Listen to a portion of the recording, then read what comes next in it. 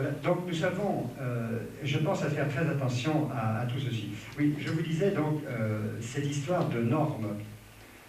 Quand un être a compris qu'il pouvait être lui-même, qu'il peut être lui-même, je pense que de son être entier émerge une brillance aurique.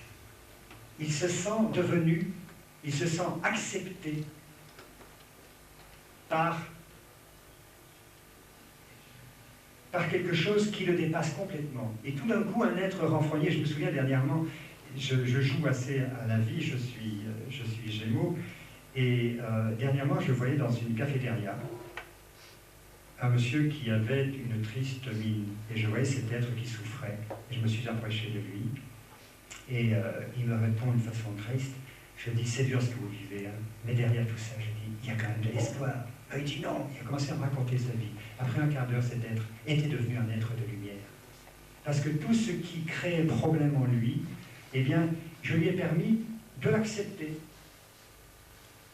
En lui disant que s'il ne l'acceptait pas, il ne pouvait pas être heureux. Et simplement, s'il n'acceptait pas, c'est qu'il avait trouvé des normes extérieures à lui qui lui faisaient refuser ce qu'il était lui-même. Enfin, imaginons un unijambiste qui refuse une seconde qu'il est unijambiste. Je vous assure, il se casse la figure tout de suite. Je sais pas, vous imaginez très bien. Vous vous trouvez sur une jambe, et une seconde, je dis, tiens, j'ai deux jambes. Oh.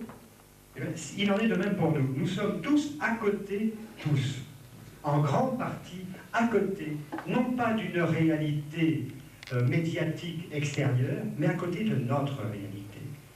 Et pour moi, qui fais beaucoup de la thérapie, je reçois beaucoup de monde, c'est l'essentiel de mon travail, c'est de permettre aux gens d'être eux-mêmes.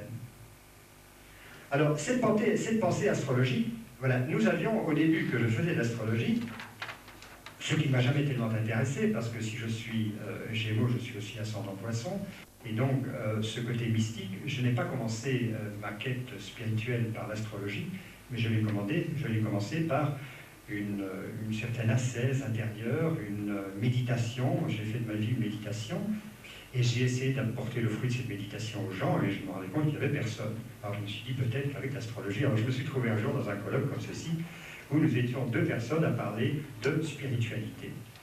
Et ce deuxième monsieur me dit, écoute, moi j'ai appris un peu d'astrologie, alors je vais me mettre dans l'autre salle et je vais faire l'astrologie, et puis toi tu vas continuer à faire ton séminaire de spiritualité. Ah, mais je dis, ça c'est une bonne idée, parce qu'à deux, on se gêne toujours un peu. Alors il y avait 50, 60 personnes, je me suis retrouvé avec deux personnes. Alors, et c'était deux personnes qui étaient restées pour me faire plaisir, visiblement. Alors, je me suis dit, bon, mais il y a quelque chose pour faire passer la spiritualité, il y a peut-être un moyen, peut-être est-ce l'astrologie. Alors, depuis là, j'ai commencé l'astrologie, je fais de l'astrologie, non pas comme un but en soi, mais comme un moyen d'apporter une ouverture de conscience à l'humanité en se branchant sur un ordre cosmique qui nous est transmis par le thème astrologique. Vous voyez un peu, c'est donc, et ceci ne remet pas du tout en cause les chercheurs, les logiciels, tout ceci d'astrologie. C'est une voie nécessaire, parce que nous sommes aujourd'hui des êtres faits d'un corps, d'un émotionnel, d'un mental, d'un spirituel, et si le mental a soif de connaître quelque chose, il est intéressant qu'il puisse s'y donner. Mais si le mental pense être essentiel dans la vie complète d'un individu, là nous pouvons dire non. C'est de la même façon que nous disons non aux mystiques qui pensent qu'il n'y a que l'esprit qui est valable. À ce moment-là, où est la réalité de notre incarnation? Pourquoi sommes-nous en incarnation s'il n'y a que l'esprit qui est valable? Pourquoi, comme tout à l'heure à table, on me disait, oui, alors sur le plan émotionnel, vous avez fait une ascèse complète sur le plan émotionnel? Je dis non. L'ascèse, c'est quelque chose, mais le terme, l'étymologie du mot ascèse n'est pas se priver d'eux, c'est maîtriser quelque chose. N'est-ce pas? C'est tout à fait différent. C'est d'avoir la conscience exacte de l'utilisation de. Ça c'est l'étymologie du mot ascèse. Alors effectivement, dans ce sens-là, ascèse sur le plan émotionnel, oui, c'est-à-dire savoir comment on utilise les caractéristiques émotionnelles en connaissant toutes les gradations dans lesquelles nous allons utiliser les choses.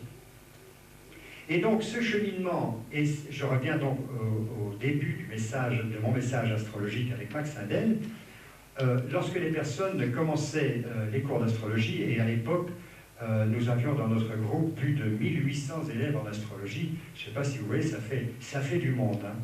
Et après 10 ou 12 leçons, nous incitions tout le monde à ouvrir la conscience à une certaine épigénèse de la vie pour comprendre le pourquoi les choses sont ce qu'elles sont. Parce qu'utiliser l'astrologie comme une technique, comme aujourd'hui, moi j'utilise un ordinateur comme tout le monde, mais je suis absolument incapable de savoir. Et quand on me parle d'informatique, alors là c'est pas possible. C'est pas possible. Ça n'entre pas dans ma façon de penser. Je trouve des génies, les gens qui font de l'informatique. Par contre, j'utilise l'informatique. En astrologie, ce n'est plus une technique. C'est quelque chose d'un peu plus large. Et je pense qu'il est important pour nous. Peut-être pas pour nous si je consulte uniquement pour savoir, tiens, vais-je trouver un emploi demain ou après-demain. À ce moment-là, effectivement, l'astrologie